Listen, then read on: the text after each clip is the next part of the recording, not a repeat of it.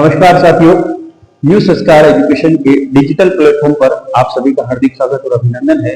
मैं Rohit Joshi, assistant professor Govind Guru जनजाति विश्वविद्यालय बांसवाड़ा से आप सभी का हार्दिक स्वागत करता हूं।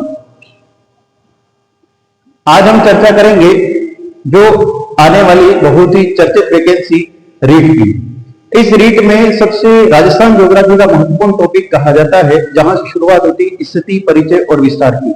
तो इस बेसिक टॉपिक की हम शुरुआत करते हैं। तो कई बार अक्सर देखा गया है कि बहुत ही हल्के प्रश्न पूछे जाते हैं, जहां पर विद्यार्थी सबसे ज्यादा गलती करने की संभावना रहती है। जो सरल प्रश्न रहते हैं, गलतियां वही होती है। तो हम उन्हीं की चर्चा करेंगे। तो सबसे पहला प्रश्न पूछा जाता है, विश्व मानचित्र पर राजस्थान की स्थिति क्या है। हम भारत के संदर्भ में तो पढ़ लेते हैं, तो ग्लोब पर कहें या मानचित्र पर राजस्थान की स्थिति क्या है, तो उसके बारे में हम चर्चा करेंगे।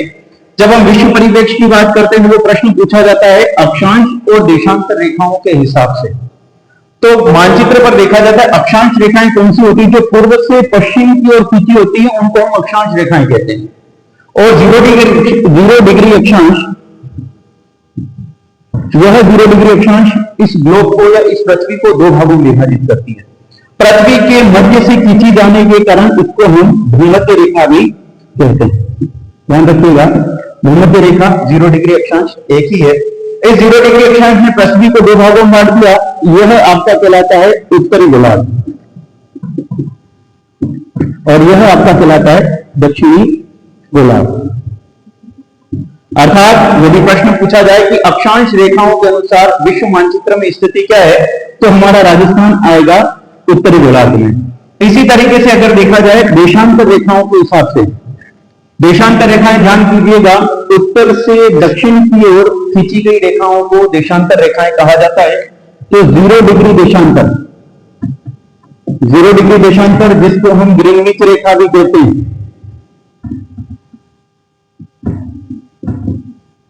इस ग्रीनविच रेखा ने, इस 0 डिग्री देशांतर रेखा ने इस पृथ्वी को पुनः दो भागों में विभाजित कर दिया। इधर वाला कहलाता है आपका पूर्वी गोलार्ध और इधर वाला कहलाता है आपका पश्चिमी गोलार्ध। इस परिप्रेक्ष्य में देशांतर रेखाओं के हिसाब से देखा जाए तो राजस्थान कौन से गोलार्ध में आ रहा है, आपका पूर्वी गोलार्ध में। लेकिन हमारी पृथ्वी केवल अक्षांश और केवल देशांतर रेखाओं से नहीं बनी है। अक्षांश और देशांतर रेखाओं के संयुक्त जाल से इस ग्लोब को परिपूर्ण किया गया, इन काल्पनिक रेखाओं के आधार पर। तो इस हिसाब से देखा जाए कि राजस्थान विश्व मानचित्र पर कौन से गोलार्ध में होता है, तो राजस्थान और उत्तर और पूर्व के मध्य में, अर्थात उत्तरी पूर्वी गोलार्ध में राजस्थान की स्थिति रहेगी। तो ये सबसे महत्वपूर्ण प्रश्न था कि राजस्थान विश्व मानचित्र पे कहां आता है, तो राजस्थान विश्व मानचित्र पर आता है आपका उत्तरी पूर्वी गोलार्ध पे। हम आगे और इससे रिलेटेड बात करते हैं कि राजस्थान की स्थिति विश्व परिप्रेक्ष्य के अलावा इसके लैटिट्यूड लॉन्गिट्यूड के आधार पर क्या रहेगी, तो हम राजस्थान के मैप के अकॉर्डिंग इसकी चर्चा करते हैं।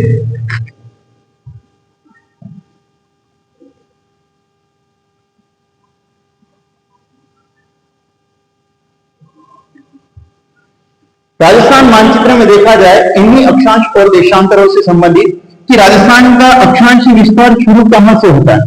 देखिए, अक्षांशी विस्तार शुरू कहां होता है और खत्म कहां होता है। पहले हम अक्षांश रेखा की बात करेंगे, शुरुआत कहां होती है, खत्म कहां होती है, फिर देशांतर की बात करेंगे। तो आपको कई विद्यार्थियों को ध्यान भी होगा राजस्थान का अक्षांशी विस्तार क्या होता है। तो राजस्थान का अक्षांशी विस्तार शुरू होता है 23 डिग्री 3 मिनट से लगा करके 30 डिग्री 12 मिनट। मैंने अभी यहां पर इसके पीछे का सरनेम नहीं लिखा है, क्योंकि गलतियां सबसे ज्यादा यही होती है। आप विगत वर्षों के प्रश्न उठा के देखिएगा जो एग्जाम में आए हैं, ये सिंपल सा प्रश्न पूछा जाता है और विद्यार्थी गलतियां करता है इस सरल प्रश्न देखकर। फिर पीछे क्या आएगा, उत्तरी अक्षांश आएगा, दक्षिणी अक्षांश आएगा, पूर्वी अक्षांश आएगा या पश्चिमी अक्षांश आएगा। तो थोड़ा सा पीछे देखिएगा, जब हमने ग्लोब बनाया था, ग्लोब पर 0 डिग्री अक्षांश में थी और राजस्थान आता है उत्तरी गोलार्ध में। यानी कि राजस्थान से जितनी भी अक्षांश रेखाएं गुजरती हैं वह सभी उत्तरी अक्षांश होंगी। दक्षिणी गोलार्ध में हमारा कोई अस्तित्व नहीं है, इसलिए दक्षिणी अक्षांश जिक्र नहीं करना है। ये दिशा दक्षिण जरूर है, तो यहां पीछे दक्षिणी अक्षांश नहीं आएगा। 23 डिग्री 3 मिनट उत्तरी अक्षांश से 30 डिग्री 12 मिनट उत्तरी अक्षांश। ये तो बात होगी अक्षांश के आधार पर। साथ ही साथ प्रश्न पूछा जाता है कि राजस्थान का उत्तरतम बिंदु कौन सा है, राजस्थान का दक्षिणतम बिंदु कौन सा है। तो दो चीजें पूछी जाती हैं। सबसे पहले तो हम बात करेंगे राजस्थान का उत्तरतम जिला, कि राज्य का सबसे उत्तरी छोर, उत्तरी बिंदु कौन सा है। तो राज्य का सबसे उत्तरी जिला तो कहा जाता है श्री गंगानगर। श्री गंगानगर है, और श्री गंगानगर का कौन सा गांव है, तो श्री गंगानगर का कौन सा गांव है, तो कोना गांव। ये ध्यान रखिएगा, श्री गंगानगर का कोना गांव राज्य का सबसे उत्तरी बिंदु है। तो राज्य का सबसे दक्षिणतम बिंदु बांसवाड़ा जिला, और बांसवाड़ा जिला का बोरकुंड गांव। ध्यान रखिएगा, बोरकुंड गांव कुशलगढ़ तहसील में लगता है, सबसे अंतिम बिंदु रहेगा। तो अक्षांश तो हो गया 23 डिग्री 3 मिनट उत्तरी अक्षांश से 30 डिग्री 12 मिनट उत्तरी अक्षांश। शुरुआत होती है बांसवाड़ा जिले के बोरकुंड गांव से लगा करके श्री गंगानगर के कोना गांव तक।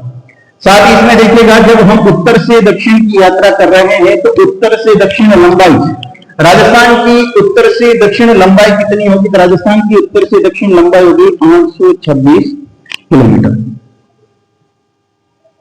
लेटीट्यूड कितना हो गया, लॉन्गिट्यूड कितना हो गया, उत्तर से दक्षिण लंबाई कितनी हो गई। एक प्रश्न कई बार पूछा गया कि राजस्थान के अक्षांशीय विस्तार अंतराल कितना। देखो अक्षांशीय विस्तार तो पता है, लेकिन विस्तार अंतराल कितना है, तो हमको ध्यान में रखना है 23 डिग्री 3 मिनट और 30 डिग्री 12 मिनट को माइनस करेंगे तो ये मेजरमेंट आता है 60 डिग्री 9 मिनट का। ये ज्यादा महत्वपूर्ण है, विस्तार अंतराल।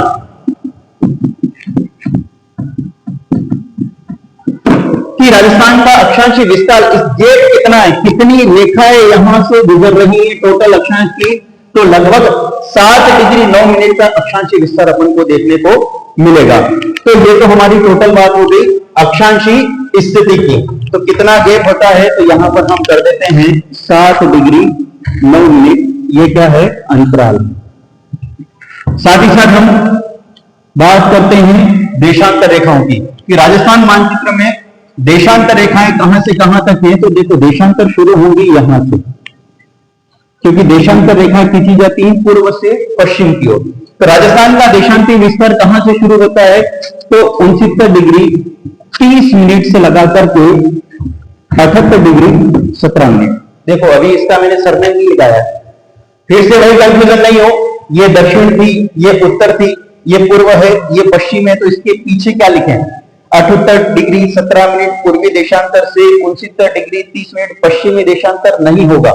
क्यों नहीं होगा, क्योंकि कई बार विद्यार्थी क्या करते हैं, पश्चिम दिशा है तो चलो पश्चिमी देशांतर कर ले, तो ये गलती नहीं करनी है। जब हम उत्तर से दक्षिण कर रहे हैं तो ये आपका पूर्वी गोलार्ध हो गया, यह आपका पश्चिमी गोलार्ध हो गया। राजस्थान की स्थिति विश्व मानचित्र में जब पूर्वी गोलार्ध में है तो जितनी भी देशांतर रेखाएं राजस्थान से गुजर रही हैं वो सब के सब पूर्वी देशांतर की है। अतः यहाँ पर 69 डिग्री 30 मिनट पूर्वी देशांतर से 78 डिग्री 17 मिनट पूर्वी देशांतर होगा। तो ये तो बात हो गई स्थिति की कि विश्व मानचित्र पर अक्षांश देशांतर। देखो अक्षांश और देशांतर रेखाओं ने अभी राजस्थान का सीमांकन कर दिया है। अब हमने हमारी बाउंड्री तैयार कर दी है, हमको इसी पेरीफेरी में अध्ययन करना है। जब हमने यहाँ देखा था अंतिम बिंदु और यहाँ का अंतिम बिंदु, तो हम साथ में पूर्व और पश्चिम का अंतिम बिंदु क्या है वो भी देख लेते हैं। जब हम राजस्थान के पूर्वी छोर की बात करेंगे तो राजस्थान के पूर्वी छोर पर जो आपका जिला लगता है वो कौन सा लगता है, धौलपुर। और धौलपुर का कौन सा गांव लगता है, तो वो आपका लगता है सिलान गांव। सिलान गांव जो राजाखेड़ा तहसील के अंतर्गत आता है। और यहां से राजस्थान का अंतिम पश्चिमी बिंदु जो आपका लगता है जैसलमेर जिले का कौन सा, कटरा गांव। कटरा गांव जो सम तहसील में आता है। सम आप जानते होंगे वनस्पति विहीन क्षेत्र, और सम अपने धोरों के लिए प्रसिद्ध है। जैसे हमने उत्तर से दक्षिण अक्षांशीय विस्तार अंतराल 60 डिग्री 9 मिनट निकाला था, वैसे ही कई बार पूछा जाता है राजस्थान का देशांतरी विस्तार अंतराल कितना है, अर्थात 78 डिग्री 17 मिनट और 69 डिग्री 30 मिनट के बीच कितनी देशांतर रेखाएं गुजर रही हैं। तो यहां पर हम देखेंगे कितनी गुजरती है, 8 डिग्री 47 मिनट। देखो ये कई बार पूछा गया प्रश्न है, विस्तार अंतराल और विस्तार कितना है, अंतर यहां पर मिलेगा तो धैर्य रखिए प्रश्न को जब भी पढ़े और प्रश्न क्या पूछा गया उसके बाद अपना उत्तर दें। तो ध्यान रखिएगा 8 डिग्री 43 मिनट हमको इसमें ध्यान में रखना है। ये तो बात हो गई सामान्य अक्षांश और देशांतर रेखाओं की, पूर्व और पश्चिम अंतिम बिंदु, उत्तर और दक्षिण अंतिम बिंदु की। जब हम अक्षांश और देशांतर रेखाओं की बात कर रहे हैं तो एक रेखा और है, वह भी अक्षांश है, जिसका भी जिक्र हम विश्व मानचित्र के परिप्रेक्ष्य में करते हैं, राजस्थान के परिप्रेक्ष्य में भी करते हैं। तो उसको हम पढ़ लेते हैं कि कौन सी अक्षांश रेखा के बारे में हम बात कर रहे हैं।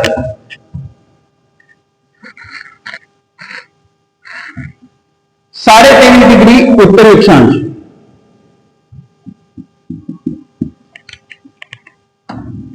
23.5 डिग्री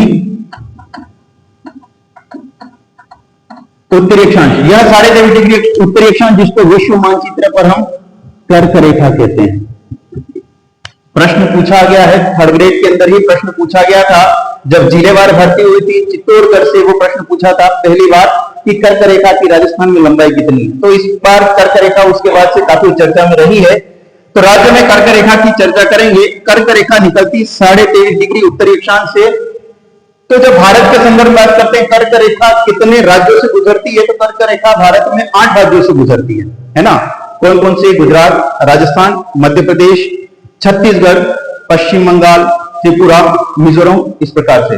तो ये तो विश्व मानचित्र पर भारत के संदर्भ में। राजस्थान में कहां गुजरती? राजस्थान के 2 जिले हैं, एक तो है आपका बांसवाड़ा और एक आपका डूंगरपुर। यह 2 जिले हैं। राजस्थान में कर्क रेखा की लंबाई कितनी है? 26 किलोमीटर। यह अपन को ध्यान में रखना है। एक प्रश्न और पूछा जाता है, राजस्थान की सीमा शुरू होती है, वहां से कर्क रेखा के बीच कितनी दूरी है? तो राजस्थान शुरू होती है 23.5 डिग्री, 23 डिग्री 3 मिनट से लगाकर, और कर्क रेखा है आपकी 23 डिग्री 30 मिनट पर। तो इसके बीच में गैप कितना है?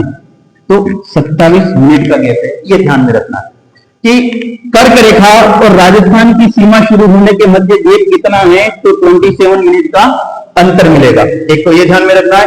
दूसरा, विश्व प्रमुख नदी की कर्क रेखा को 2 बार काटने वाली नदी कौन सी है? तो ध्यान में रखिएगा, सभी को विदित भी होगा कि कर्क रेखा को 2 बार काटती है उल्टी यू आकार में बहने वाली नदी कौन सी? माही। माही नदी जो कर्क रेखा को 2 बार काटती है, इस कारण से इसको स्वर्ण रेखा नदी भी कहा जाता है। ये आपको थोड़ा सा ध्यान में रखना है। तो ये अक्षांश और देशांतर रेखाओं से संबंधित, राजस्थान की स्थिति से संबंधित जो जानकारियां थी, ये हमने साझा की है। कर्क रेखा से रिलेटेड और भी प्रश्न बनते हैं। क्या बनते हैं? तो थोड़ा सा यहां पर देखिएगा